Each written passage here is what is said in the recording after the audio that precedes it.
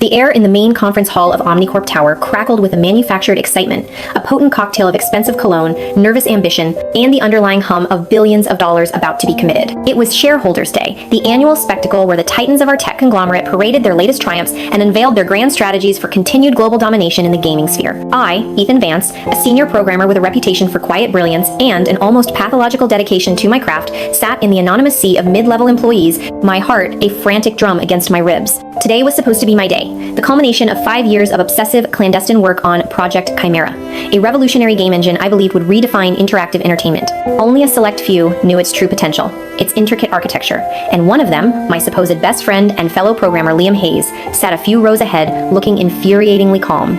Liam, with his easy charm, his matinee idol looks, and his uncanny ability to sell ice to an Eskimo, was everything I wasn't.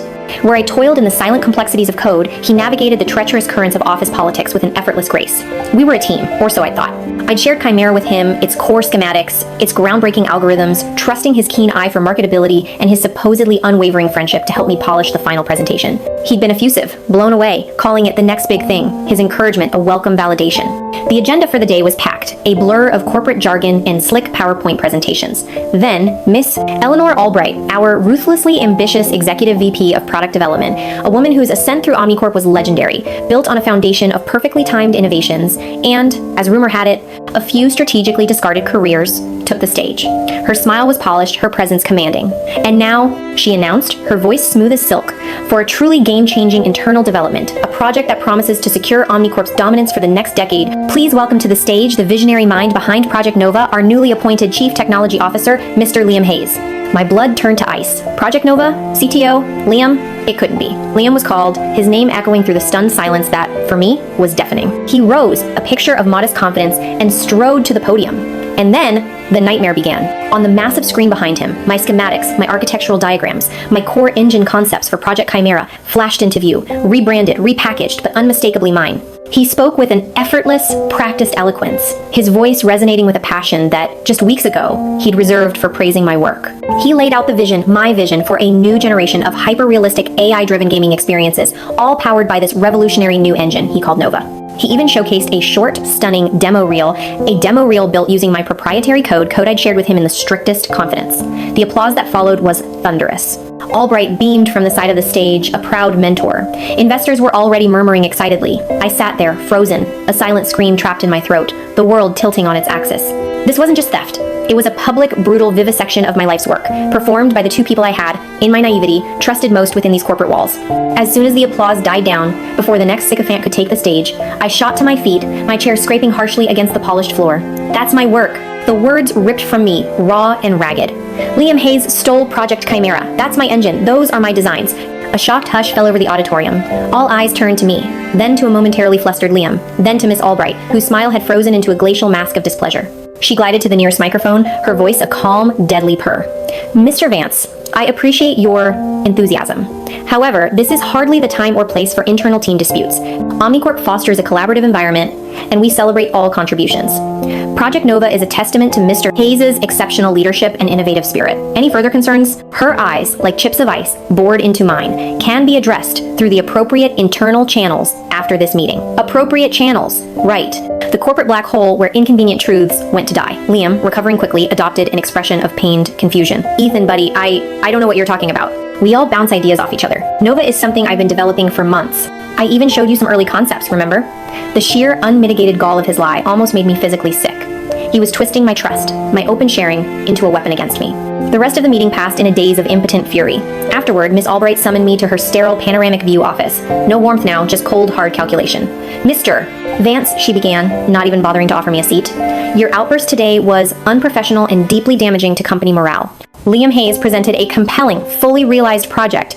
You, on the other hand, presented an unsubstantiated accusation. In this industry, her voice dropped, taking on a menacing edge. Ideas are a dime a dozen. Execution and vision are what matter. Liam has demonstrated both. You, it seems, have demonstrated a regrettable lack of judgment and, frankly, a rather alarming tendency towards public histrionics. He stole my engine, Miss Albright. I repeated, my voice hoarse but firm. I have proof. Years of work, code repositories, design documents, dated. She waved a dismissive hand. Technical details, easily misconstrued. What matters is who brought it to light. who had the vision to make it a corporate priority. That was Liam. Her message was clear. The corporation had its narrative, and I wasn't part of it. Consider this a learning experience, Ethan, she said, her smile a predatory baring of teeth. Omnicorp values team players. We also value discretion. You have a promising, if currently somewhat stalled, career here. Don't jeopardize it further with baseless accusations or public displays of discontent. The threat, though unspoken, was crystal clear. Shut up or you're out. And even if I wasn't out, my career here was effectively over. No one would trust me. No one would work with me. I'd be the crazy, jealous guy who tried to sabotage the company's new golden boy CTO. The days that followed were a descent into a special kind of hell. I was officially reassigned to a legacy maintenance project. Corporate speak for a dead-end, mind-numbing purgatory tasked with fixing bugs in ancient, obsolete software no one cared about. My former colleagues, the ones I'd shared late nights and takeout with, now avoided my gaze, their conversations halting abruptly when I approached. They'd either bought Liam's story or they were too scared of Albright's wrath to associate with me. Liam, the new CTO, the visionary, would sometimes pass me in the hallways, a look of pitying condescension on his handsome, treacherous face. He even had the audacity to stop me once, placing a comradely hand on my shoulder. Hey Ethan, no hard feelings, right? Just business. Maybe when Nova really takes off, there'll be a spot for you on the team. If you get your attitude sorted. I'd wanted to lash out, to wipe that smirk off his face. Instead, I just stared at him, a cold, dead emptiness, where my trust and friendship had once resided, and walked away. The silence my only protest. The betrayal. It was a physical ache, a constant thrumming under my skin. Liam, my friend, since our first coding class in college, the guy I'd pulled all-nighters with, celebrated successes with, mourned failures with. He'd seen my passion for Chimera, knew what it meant to me, and he'd taken it, gutted it, and paraded its corpse as his own triumph. And Albright? She was just as culpable, a cynical enabler who saw only opportunity, not the human cost. The injustice of it all, it was a suffocating weight. For a while, I sank into a black despair. The long hours, the sacrificed weekends, the sheer intellectual and emotional investment I'd poured into Chimera, all for nothing. Worse than nothing. Stolen. Used to elevate my betrayer.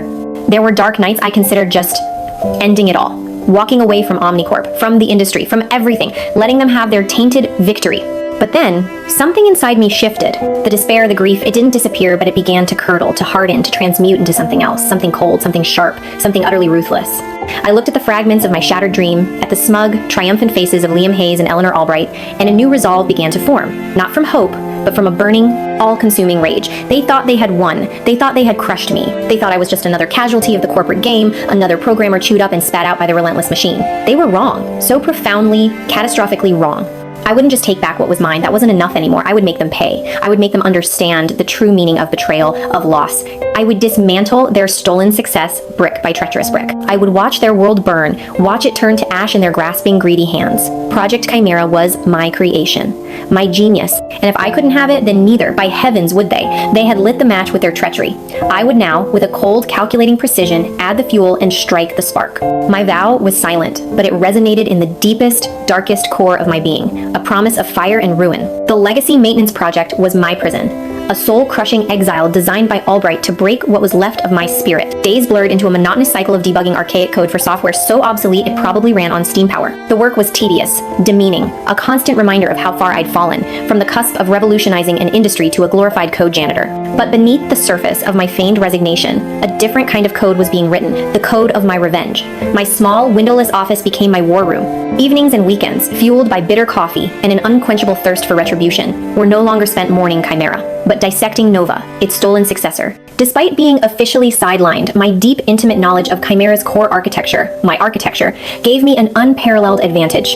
Liam, for all his charisma and stolen glory, was merely a frontman, a skilled presenter, not a deep-level architect. I knew he couldn't understand the intricate, almost organic complexities I had woven into Chimera's DNA. He was relying on the existing framework, making superficial changes, bolting on new features without truly grasping the foundational elegance of what he'd pilfered. And Albright? She only cared about deliverables, about impressive demos and hitting quarterly targets. The actual guts of the engine were beyond her comprehension, a black box she trusted Liam to manage. Their ignorance would be their undoing.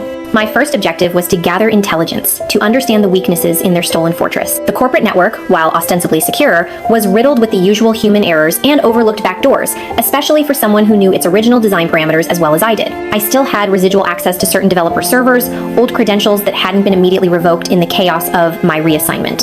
It was risky.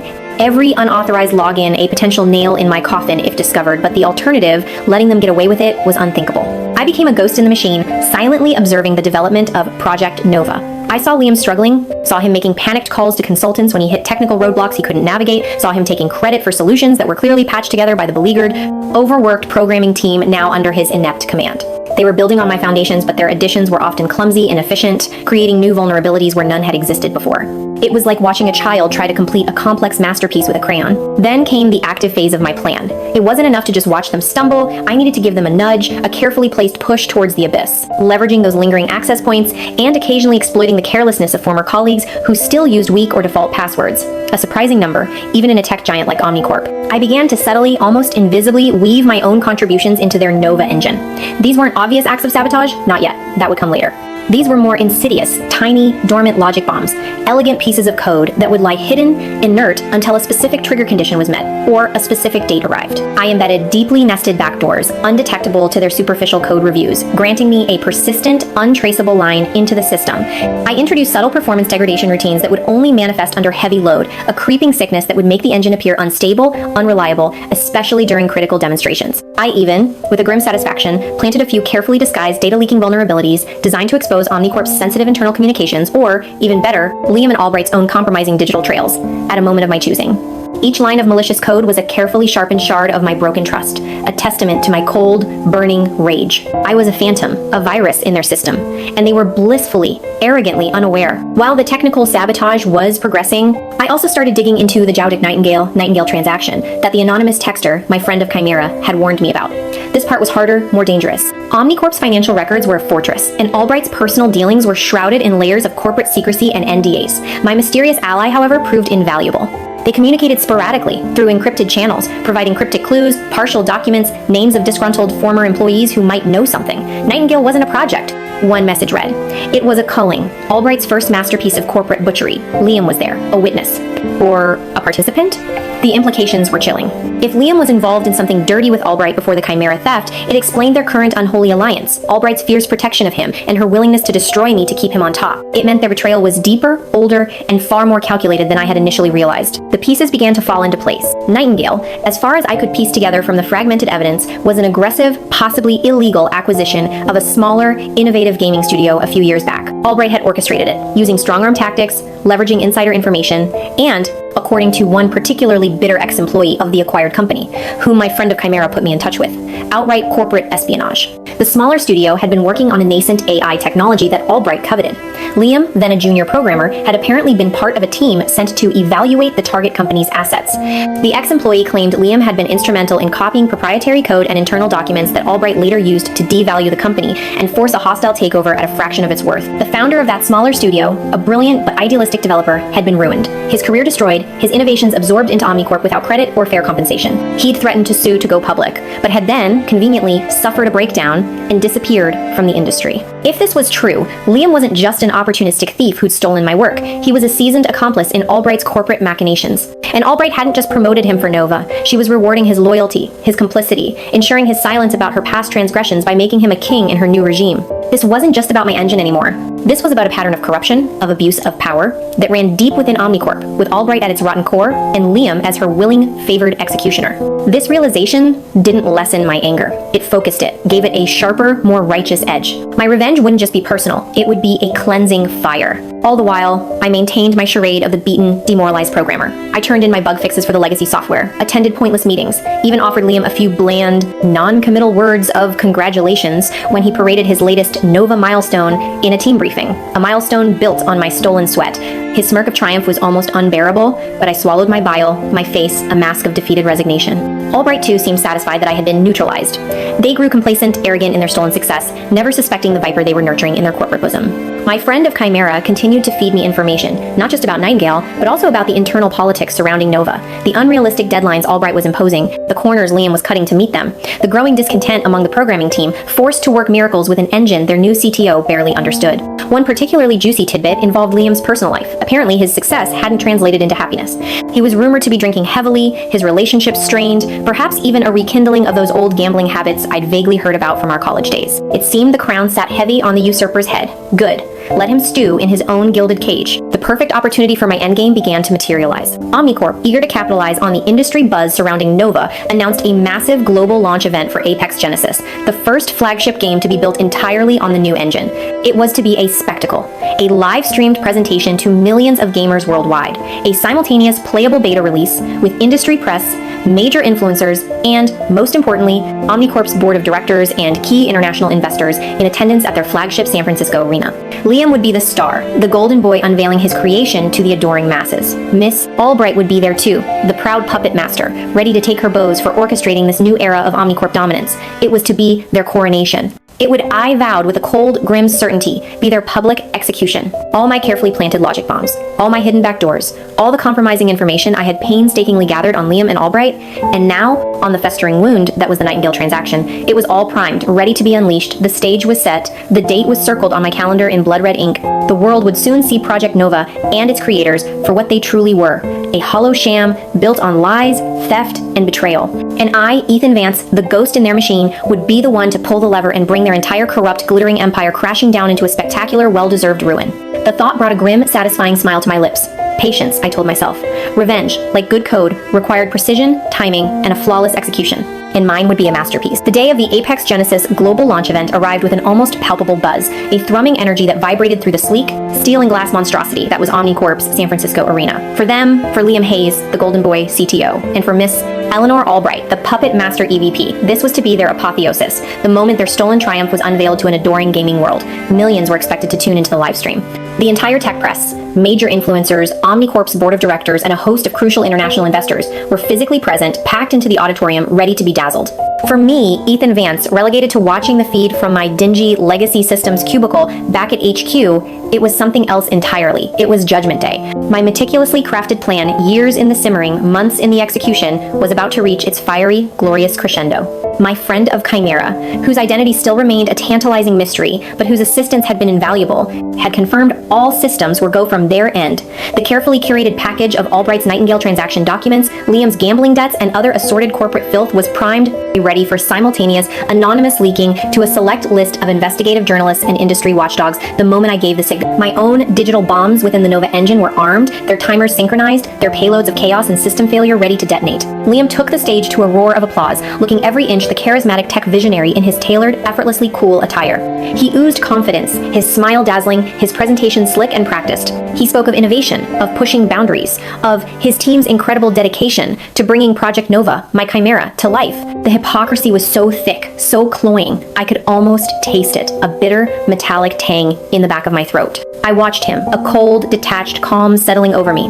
The burning rage now banked, focused into a single, sharp point of intent. He moved through the demo of Apex Genesis, showcasing its supposedly groundbreaking graphics, its unprecedented AI, all features I had bled and sweated over for half a decade. The audience was eating it up. Albright, seated in the front row, beamed with proprietary pride, looking like a Roman empress about to unleash her prize gladiator. This was their moment, their stolen, fraudulent pinnacle. And it was all about to come crashing down as Liam reached the crescendo of his presentation, the part where he was about to announce the simultaneous global beta launch of Apex Genesis.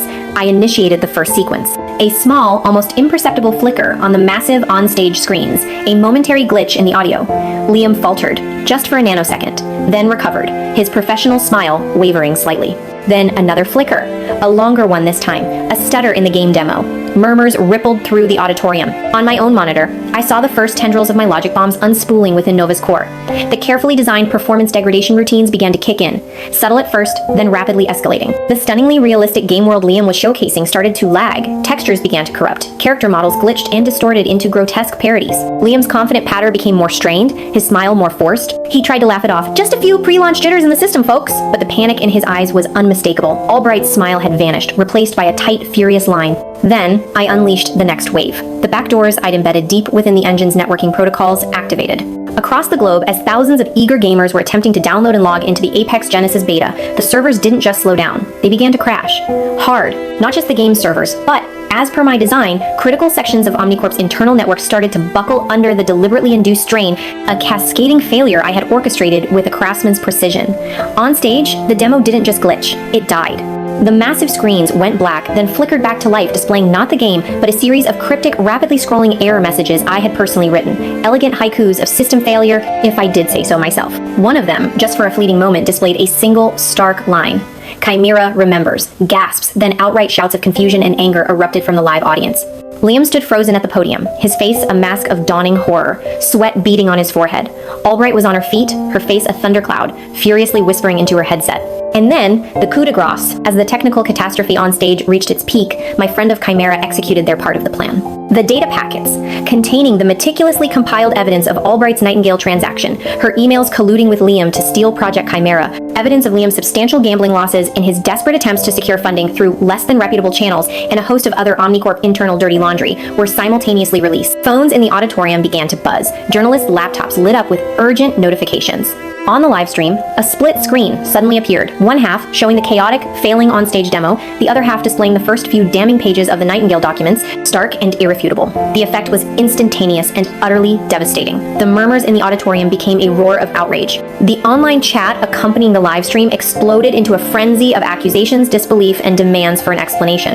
This wasn't just a failed game launch anymore. It was a full-blown corporate implosion, live and in Technicolor, for the entire world to witness. Liam Hayes, the golden boy, the newly minted CTO, just stood there, utterly broken, his stolen glory evaporating before his eyes. He looked small, pathetic, a deer caught in the blinding headlights of a 10-ton truck of his own making. Miss Albright, for once in her impeccably controlled life, looked completely, utterly undone. Her face was a mask of fury and disbelief, her empire of lies crumbling around her in real time. Security guards rushed the stage, not to protect them, but seemingly to escort them away from the rapidly escalating disaster. The live stream feed, after a few more moments of glorious, unscripted chaos, was abruptly cut. Silence. In the quiet of my cubicle, 1,000 miles away, I leaned back in my chair, a strange, hollow calm washing over me. The rage, the burning need for vengeance that had consumed me for so long had finally been sated. And it was glorious. A dark, terrible, deeply satisfying glory. I had watched them build their castle on my stolen foundations, and then I, with a few carefully placed charges, had brought the whole damn thing crashing down on their heads. They had tried to erase me, to reduce me to a footnote in their triumphant story. Instead, I had become the author of their catastrophic downfall. The aftermath was everything I had hoped for, and more. Omnicorp stock plummeted. The board of directors convened an emergency meeting, and within 24 hours, both Liam Hayes and Eleanor Albright were unceremoniously fired. Their careers in the mainstream tech industry not just over, but nuked from orbit. The district attorney's office, armed with the Nightingale documents and further information provided by several newly emboldened whistleblowers, likely including my friend of Chimera, though their identity remained protected, launched a full-scale criminal investigation into Albright's past dealings and Omnicorp's potential corporate malfeasance. Liam, stripped of his CTO title and his ill-gotten gains, faced not only public disgrace, but also a slew of lawsuits from the investors in Ethan's original crypto scheme, who, it turned out, were not entirely fictional, though my father's direct involvement in promising them my inheritance was his own desperate embellishment, and potentially a separate lawsuit from Omnicorp for his role in the Project Nova debacle. The gaming world was abuzz for weeks, dissecting the Omnicorp meltdown, the rise and fall of Project Nova, and the mysterious genius behind Chimera. My name, Ethan Vance, was suddenly on everyone's lips, not as a disgruntled legacy system programmer, but as the wronged, brilliant mind whose work had been so spectacularly and so publicly stolen, and then so spectacularly avenged. I resigned from Omnicorp a week later, quietly, without fanfare. There was nothing left for me there but ghosts and bad memories. The satisfaction of my revenge, as potent and intoxicating as it had been in the moment of its execution, began to leave a strange, bitter aftertaste. The fire had consumed them, yes, but it had also scorched the earth around me. Project Chimera, my beautiful, revolutionary creation, was now tainted, caught in the crossfire of corporate scandal and my own destructive retribution. It would likely never see the light of day in its original intended form. That was a loss, a deep, aching loss, that even the sweetness of revenge couldn't entirely erase. My friend of Chimera sent one final encrypted message. Justice of a sort has been served. Chimera is free, even if it never flies. Be well, Ethan Vance. And then, they were gone, their digital footprint vanishing as completely as Jonathan Harrison had all those years ago. I never found out who they were. A disgruntled ex-Omnicorp programmer, a victim of Albright's past ruthlessness, a rival corporation's operative, or perhaps even a final, posthumous act of intervention from someone connected to the original, betrayed Nightingale team. It didn't really matter. They had played their part, and I had played mine. The future was uncertain. I had my reputation, my skills, and a small but growing number of tentative job offers from smaller independent studios who admired my talent and perhaps perversely my ruthlessness. I also had the lingering emptiness, the quiet hum of a battle won but a dream still lost. The inferno had raged, and their ashes were scattered to the winds. But standing in the aftermath, I had to wonder what, if anything, would ever truly grow again in that scorched, barren landscape. Life, I had learned in the most brutal way possible, wasn't fair, and sometimes even when you fought back, even when you won, the victory itself carried its own heavy, undeniable price. The satisfaction was real, yes, a dark, potent nectar. But the silence that followed, the void where my all-consuming rage had once burned so brightly, was a different kind of challenge altogether.